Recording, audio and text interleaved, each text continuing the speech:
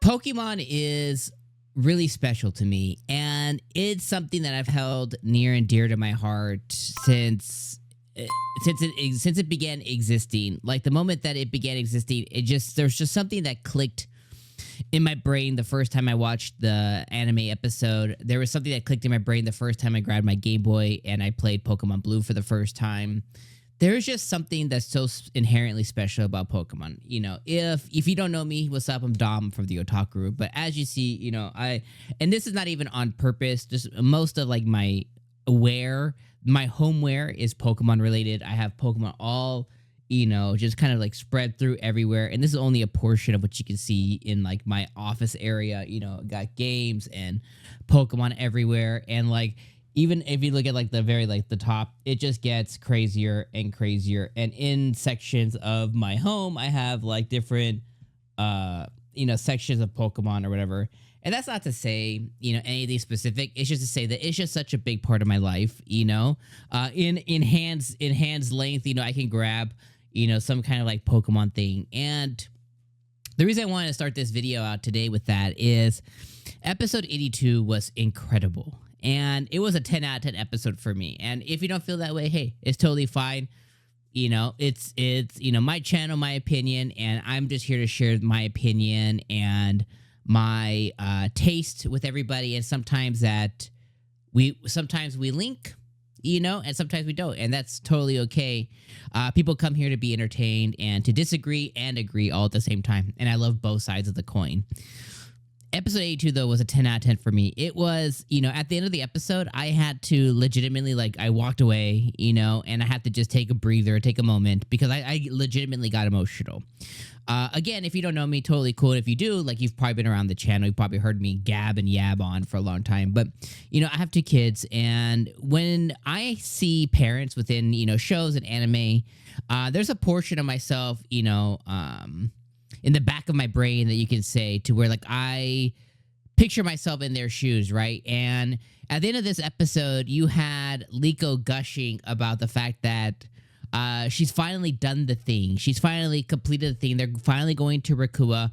She's finally completed this journey where her grandma set her on something that she never would have imagined in her life with this pendant.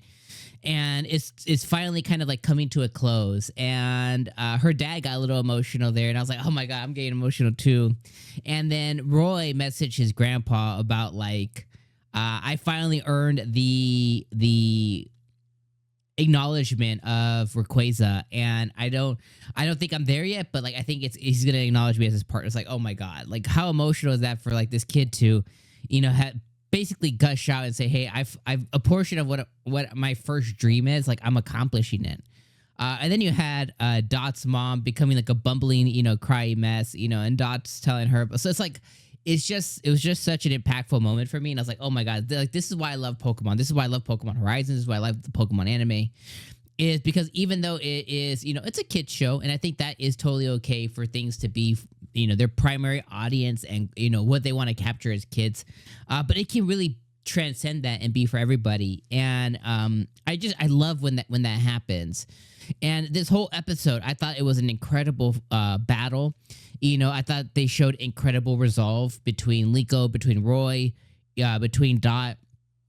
And you could just see the exponential growth in them as a trainer.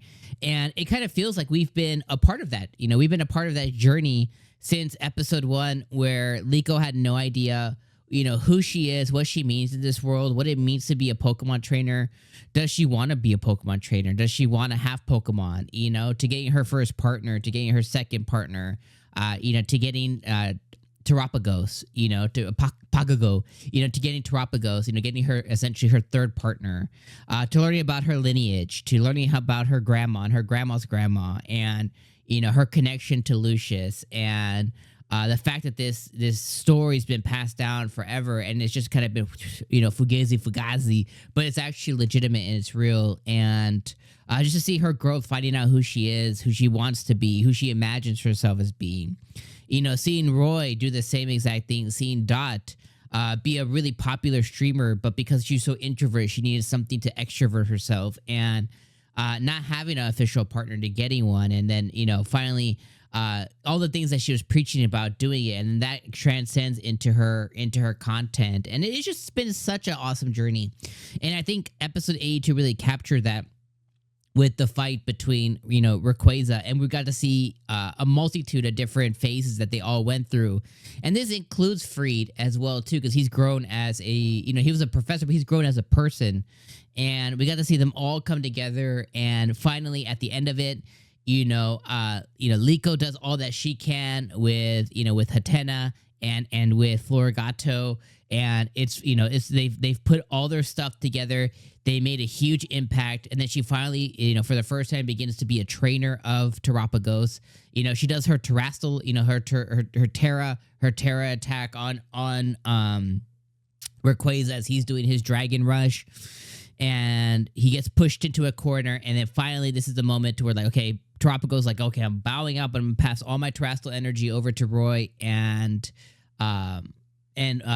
not Fuecoco, whatever his evolution's name is, I forgot it. But he passes it onto him, and then he does a last Terrastal move, and that takes him out. And Roy throws the Pokeball, and I was like, ah!